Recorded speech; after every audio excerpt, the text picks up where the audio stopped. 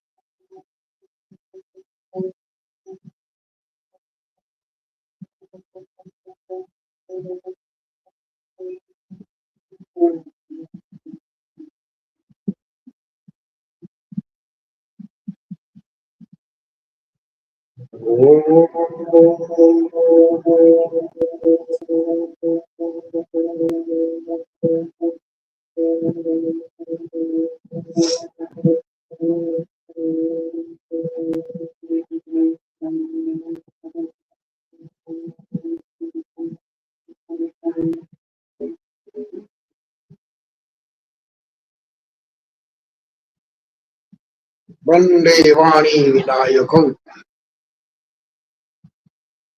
श्रोताओं, दर्शकों, हम लोग अभी रामचरितमानस के मंगलाचरण में ही अवस्थित हैं।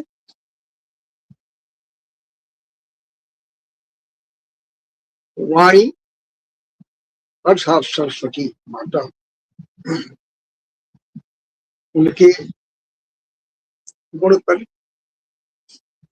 उनके आख्यान पर हम लोग चर्चा करके अब हम लोग गणेश जी पर कर रहे हैं, विनायक पर कर रहे हैं। विनय पत्रिका में गोस्वामी तुलसीदास का एक भजन है गणेश जी के संबंध में, बहुत प्रसिद्ध है। आप लोगों ने अक्सर सुनाई होगा, कहीं ना कहीं कीर्तन भजन में सुनाई होगा। छोटा सा भजन है, लेकिन उसमें गणेश जी के समस्त गुणों की, उनके समस्त कार्यों, उनके समस्त वरदानों की चर्चा एक साथ देखा जाए। गाये गणपति जग वंदन, शंकर सुवन भवानी, सिद्धि सदन गजवदन विनायक, कृपासिन सुंदर सबलाय, मोदक प्रिय मुद मंगल दाता, विद्या वारिधि बुद्धि विधाता, मागध तुलसीदास कर जोरे, बसहि राम सिय मानस मुखी। तो गणेश जी सिद्धि सदन है। सिद्धि सदन कौन होता है? समस्त सिद्धियों का प्रदाता कौन हो सकता है? जो स्वयं सिद्ध नहीं है वह आपको क्या सिद्धि देगा? हमारे गणेश जी स्वयं सिद्ध कैसे हैं? कार्तिकेय और गणेश, इन दोनों भाइयों में यह द्वंद्व शुरू हुआ कि हम दोनों में गुण श्रेष्ठ है। ये दोनों गए भगवान शंकर के पास, शिव के पास गए और कहा दोनों ने, अच्छा हम दोनों में बराबर यह विवाद होता रहता है कि गुणों में कौन श्रेष्ठ है, कौन श्रेष्ठ है, तो आप इसका निर्णय करें। भगवान शिव ने कहा कि यह निर्णय होगा, लेकिन एक परीक्षा है। तो उनकी परीक्षा हुई। कौन सी परीक्षा होगी? तो समस्त पृथ्वी की परिक्रमा करके, इससे पहले आपने एक कथा सुनी होगी जिसमें राम नाम की परिक्रमा गणेश जी ने की है, और जिसके कारण प्रथम पूजियत नाम प्रभाव, श्री राम के नाम के कारण, इसकी परिक्रमा करके करने के कारण कैसे वे प्रथम पूज्य हो गए। तो यह कथा सुनिए कि दोनों भाइयों में श्रेष्ठता का निर्णय कैसे हुआ। भगवान शिव ने कहा कि आप दोनों और पृथ्वी की परिक्रमा करके सर्वप्रथम जो मेरे पास पहुंचेगा वही श्रेष्ठ सिद्ध हो। दोनों भाई थे। अब गणेश जी के पास समस्या हो गई फिर वही, मेरा वाहन तो मूषक है और भाई कार्तिकेय का वाहन मयूर है, ये तो निश्चित ही मुझसे पहले आ जाएंगे। तब सिद्धि सदन, कैसे सिद्ध बन जाऊं, अपने कार्य को कैसे सिद्ध करूं, यह उन्होंने क्या सोचा। उन्होंने भगवान शिव को, माता पार्वती को कहा कि आप दोनों माता पिता यहाँ बैठिए, विराजिए। एक स्थान पर दोनों को गणेश जी ने विराजित कर दिया। इसके बाद माता पिता की परिक्रमा 7 बार उन्होंने कर, और फिर वहीं बैठ गए। कार्तिकेय घूमते फिरते पृथ्वी की परिक्रमा करते पहुंचे वहां, बैठे हुए हैं। कहा कि तुम नहीं गए? वो शिव ने कहा कि इसी से पूछो। कहा कि हाँ हाँ मैं गया था और मैंने परिक्रमा भी कर ली शिव की 7 बार। कहा कि कैसे? कहा कि अरे भाई, माता पिता जो हैं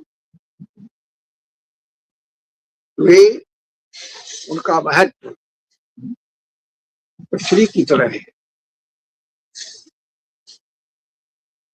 दोनों को मैंने बिठाया है, दोनों की परिक्रमा कर दी। पृथ्व्याम महती माता, क्या भाई कार्तिकेय, पृथ्वी महती माता स्वर्गादुष्ट तरह पिता, जननी जन्म भूमिश्च स्वर्गादति गरीयसी। माता पृथ्वी से बड़ी है और पिता आकाश से भी ऊंचे हैं। मैं क्यों जाऊं भला कहीं? मैंने इन लोगों को विराजित किया और इनकी परिक्रमा कर ली। अब भगवान शिव बड़े संशय में कहा कि अरे, ये तो मैंने समझा ही नहीं कि इसको बिठा रहा है हम लोग।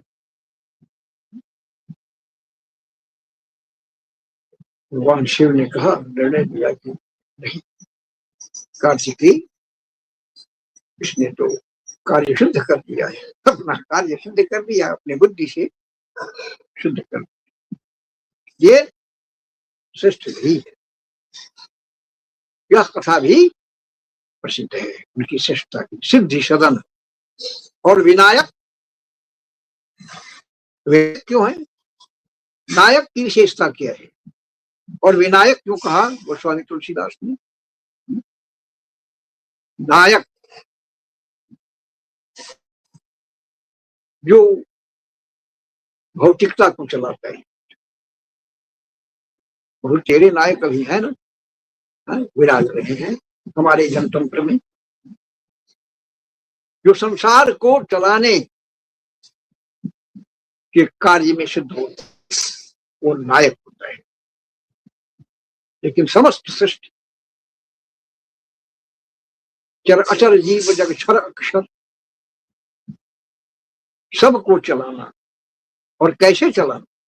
विशेष रूप से चलाना। संसार के नायक संसार को कैसे चलाएंगे, यह उन पर निर्भर है। और विनायक जो विशेष नायक है गणेश जी, वे संसार को कैसे चलाएंगे, यह उन पर निर्भर है। इसलिए बाबा ने कहा विनायक है, और विनायक विशेष बुद्धि संपन्न को होता ही है। सिद्ध सुंदर गजबदन विनायक, कृपा सिंधु सुंदर सब लायक, बुद्धि के सदन है, विनायक है। नायकत्व करते हैं तो समस्त सृष्टि का, समस्त देवताओं का, त्रैलोक्य का।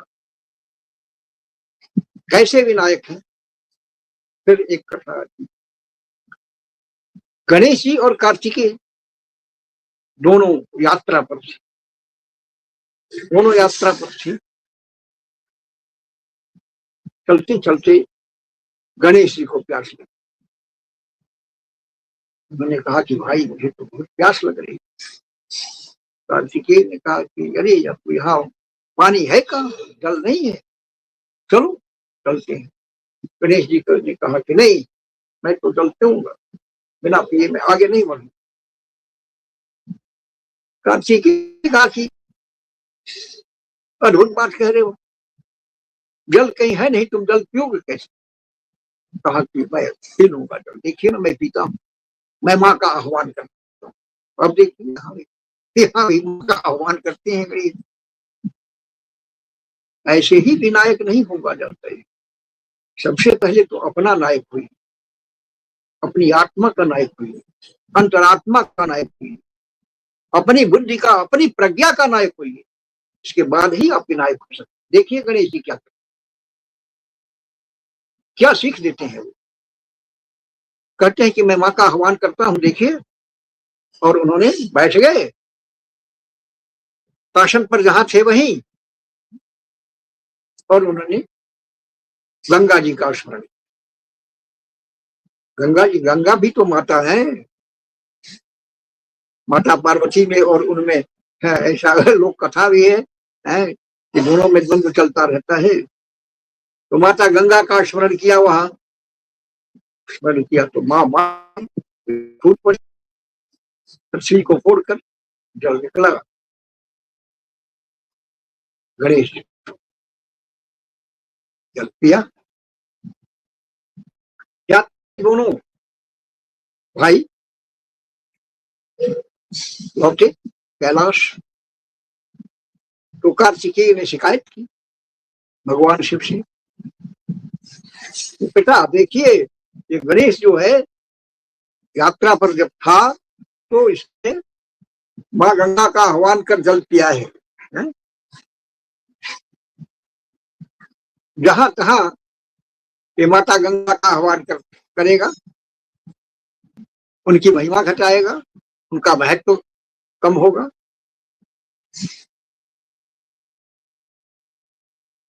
अब इस पर गणेश जी का क्या उत्तर होगा? भगवान शिव ने कहा कि क्यों, तुमने ऐसा क्यों किया, बताओ। कहा गणेश जी के पिता, ऐसा है कि माँ, प्रथम तो माँ माँ होती है, पुत्र को उसका आह्वान का अधिकार है। पिता से भी बढ़कर पुत्र उसे कहीं भी बुला सकता है, क्योंकि पिता से अधिक माता की आवश्यकता माँ को। और मुझे क्या लगी थी, प्यास लगी थी ना, माँ प्यास ही तो बुझाती है। और मेरे पास ही माँ रहती है, आपकी जटा में रहती हैं, है? तो मेरे नाम में भी तो माँ है, नाम में माँ रहती हैं। आखिर जो मेरे नाम में गो है, और मेरा मंत्र जो है, सा मंत्र है गणेश जी का, कौन सा बीज मंत्र है? ओम गंग गणपतये नमः। तो गंग गणपतये नमः, मेरे नाम में ही गंगा है पिता।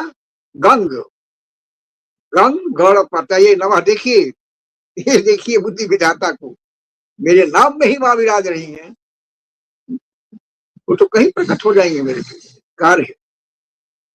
तब बाबा ने, भोलेनाथ ने कहा, तुम बहुत बुद्धिमान है, तुम बुद्धि विधाता है, सत्य है, तेरे नाम में ही तो गंगा है।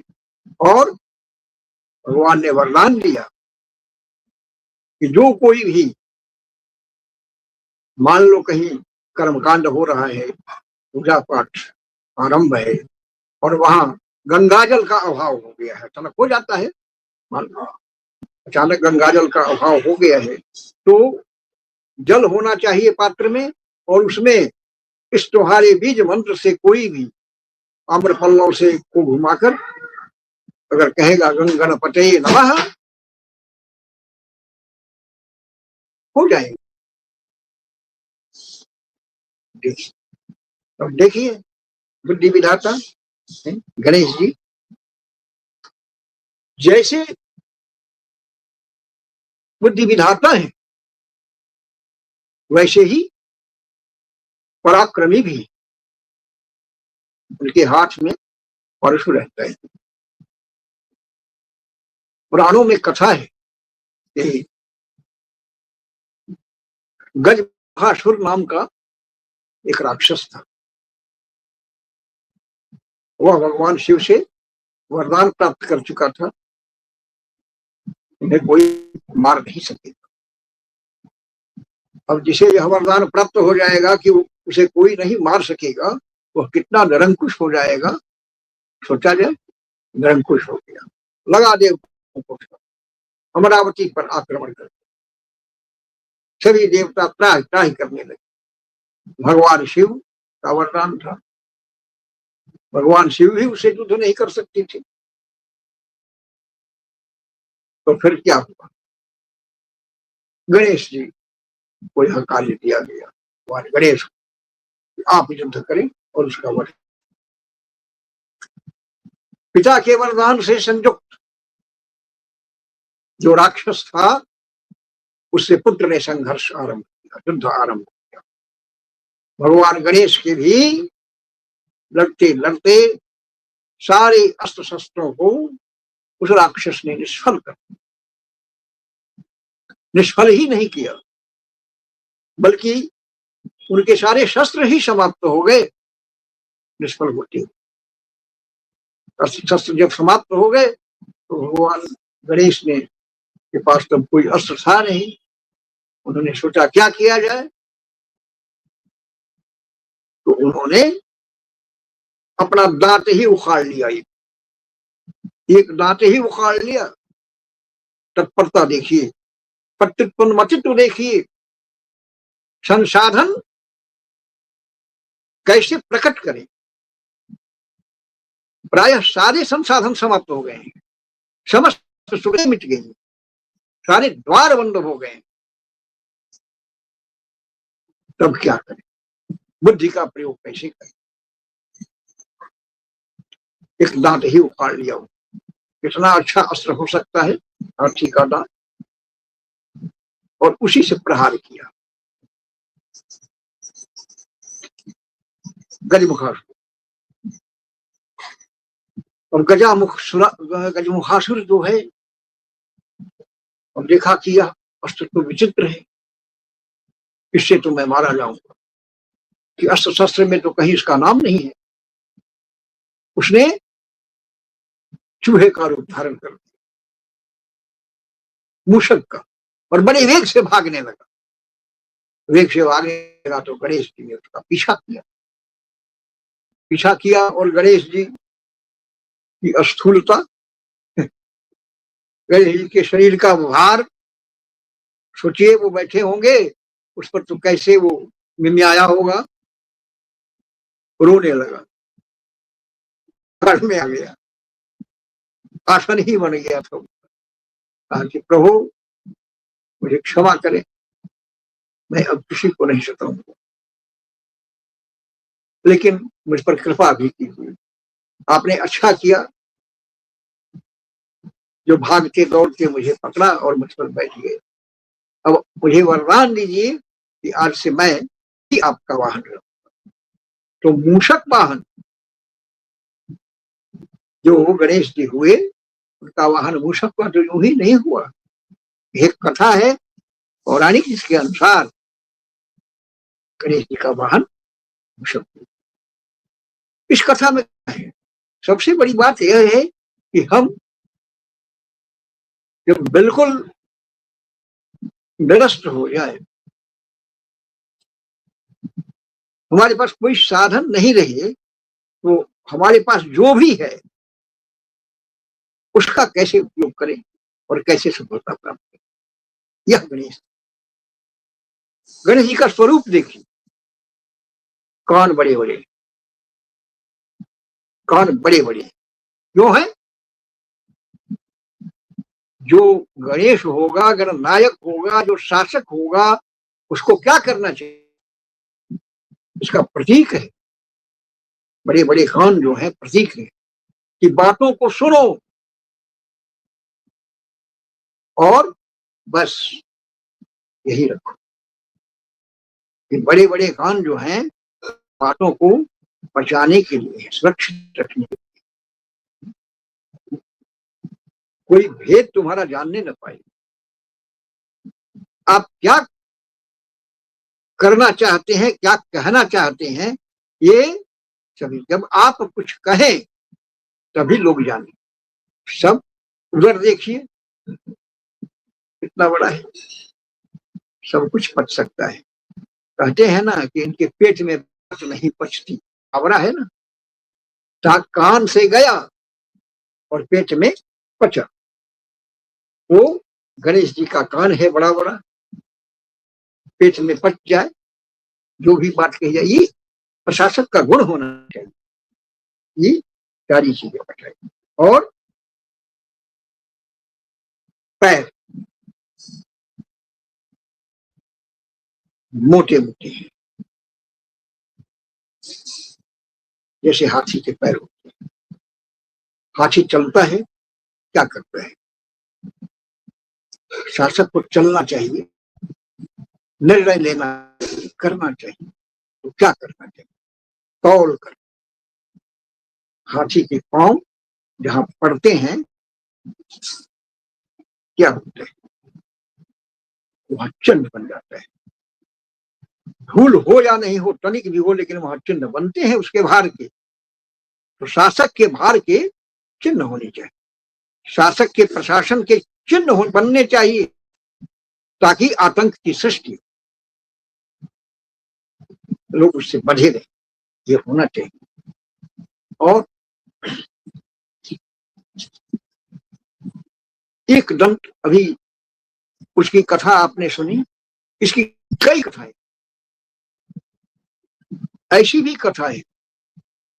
गणेश जी लेखक हैं, आप जानते हैं,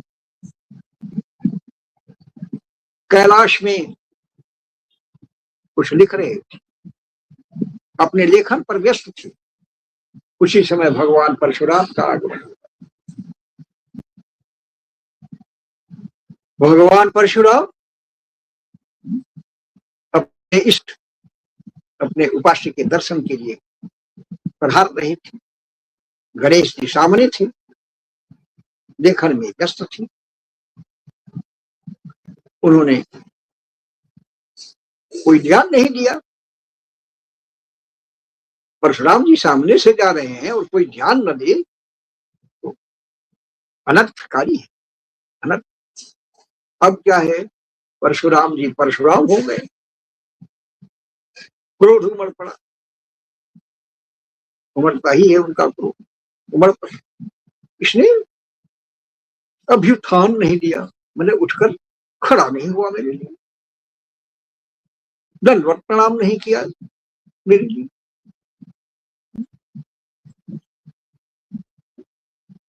परशुराम जी ने कहा कि ऐ बालक, क्या समझता है, तो बैठा रह गया और मैं इधर से गुजर रहा हूं। तो गणेश जी ने कहा कि मैं तो अपने कार्य में था, मैं अपना कार्य कर रहा था, महाराज आपको जिधर से जाना है जाइए, जहां जाना है जाइए। और रोकता है, नहीं नहीं, तुमने मेरी अवज्ञा की है, अवमानना की है। तो गणेश जी ने क्या करेंगे आप, तो क्या करें। गणेश जी मात्र लेखक ही नहीं है, मात्र बुद्धि विधाता ही नहीं है, ये देखिए कथा। तो आप क्या करेंगे, और सामने करके मैं क्या करता हूं तुम्हें पता नहीं है, तो कार्य करिए, क्या करेंगे आप। उन्होंने अपना परशु उठाया। गणेश जी का भी अस्त्र देखते ही हैं आप, परशु है, कहीं कहीं कुल्हाड़ी भी रहती है। दोनों में युद्ध होने लगा, युद्ध होने लगा, युद्ध शुरू हो गया। करते करते ये हवा पहुंच गई कैलाश भूमि के भीतर। तब तक उधर से माता पार्वती आई, तो शिव भगवान शिव भी आए। तब तक माँ को देखकर, माँ को देखता है बेटा तो थोड़ा तो शिथिल हो ही जाता है, वात्सल्य से, आकुलता से माँ थोड़ा शिथिल हुए। गणेश की युद्ध में क्योंकि एक दांत पर प्रहार हो गया, परशुराम का दांत खत्म हो गया, एक दंत हो गए परशुराम। माता पार्वती ने कहा कि अरे, आपके शिष्य ने मेरे पुत्र से युद्ध किया और आप देख रहे हैं इसने क्या किया। भगवान शिव ने कहा कि तो परशुराम ही है और ये गणेश ही है, और एक मेरा पुत्र है आप कह रहे हैं, और एक मेरा शिष्य है। इन्हें भी अपना कर्म करना चाहिए था। ठीक है, कर्म का वैशिष्ट, ये कर्म में रत थे, अपना काम करते थे, लेकिन ध्यान में तो नहीं थे।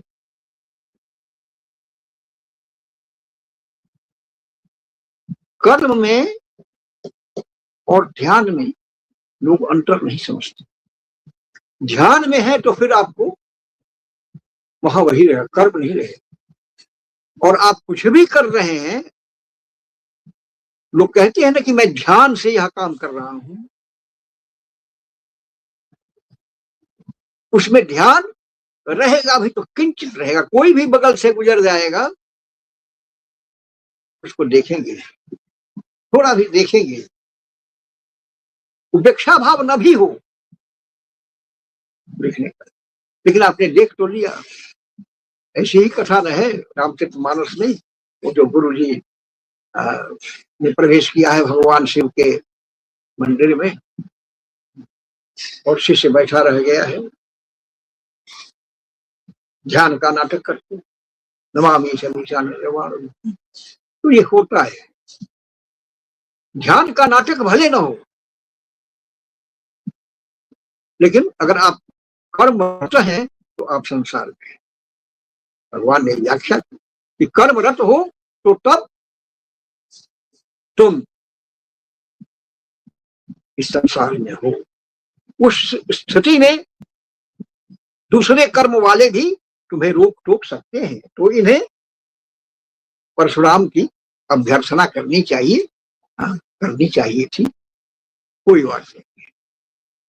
खैर, बात समाप्त हुआ। तो ये गणेश जी, आपने देखा कि वो विनायक कैसे, आपने यह भी देखा कि वो बुद्धि विधाता कैसे, आपने यह भी देखा कि लेखक होते हुए भी वो पराक्रमी कैसे। हम अगर विद्यावारिणी हैं और बुद्धि विधाता नहीं, अगर हमारे जीवन में व्यवहार नहीं है, तो हमारा पांडित्य व्यर्थ है। भोजपुरी में एक कहावत है, जब जैसन तब जैसन, ना करे तो मर्द जैसन। जैसी स्थिति हो वैसा काम। राक्षस को मारना है, सारे शस्त्र अस्त्र निष्फल हो गए तो दांत ही उखाड़ लिया। पृथ्वी की परिक्रमा है, वाहन अक्षम है, तो माता पिता को बिठा लिया और उन्हीं की परिक्रमा कर। इसका नाम है बुद्धि विधाता, इसका नाम है विनायक, इसका नाम है गंगणपतये नमः। कहीं भी आवश्यकता है तो उस वस्तु को अपने लिए प्रकट कर। तो वंदे वाणी विनायको। धन्यवाद। आप लोग कुशल से रहें, मंगल हो आप लोगों का।